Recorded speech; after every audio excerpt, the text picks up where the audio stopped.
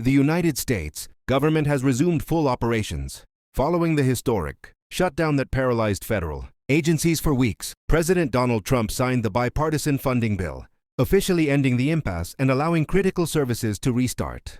Federal employees who were furloughed or worked without pay are now set to receive back pay, and several major departments have begun reactivating their operations.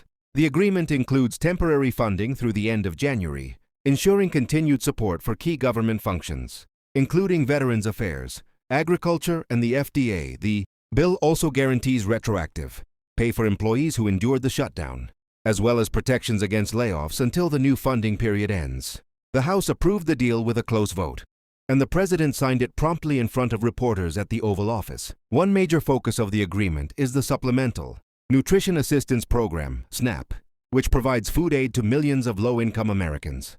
Under the new arrangement, full SNAP benefits are expected to resume quickly. The USDA has stated that most states will begin dispersing the restored payments within 24 hours of the government reopening. During the shutdown, partial payments had been made using contingency funds, but critics argued that withholding full benefits caused unnecessary hardship and disrupted food security across the country. Legal pressure mounted during the shutdown as states challenged the Trump administration's decision to suspend full SNAP payments. Several federal judges ordered the government to tap into emergency reserves to continue funding the program, despite the lapse in appropriations. The Supreme Court later granted a temporary stay, allowing the administration to withhold a portion of the funding. But the legal battle remains ongoing with appeals and state lawsuits still active. Airports across the nation are also rebounding, though recovery is expected to be gradual. Staffing shortages delayed some flights even after reopening, but transportation officials say they are working to rebuild capacity. Federal travel, security operations, and passenger screening are being reactivated, and long lines at TSA checkpoints are beginning to shrink. Many travelers who were stranded or forced to change plans are now observing signs of normalcy returning. Some lawmakers are calling for reforms to prevent such a shutdown from recurring.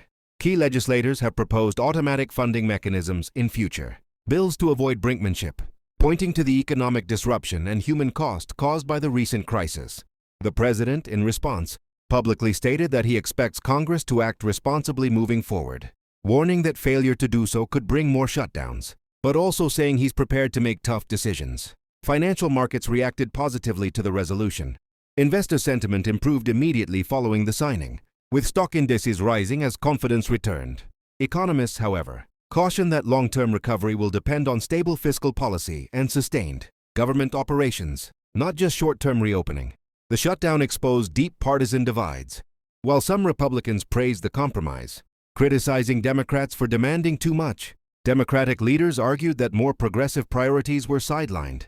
The law that reopened the government does not extend certain health care subsidies, triggering concern among Democrats who view this as a temporary solution.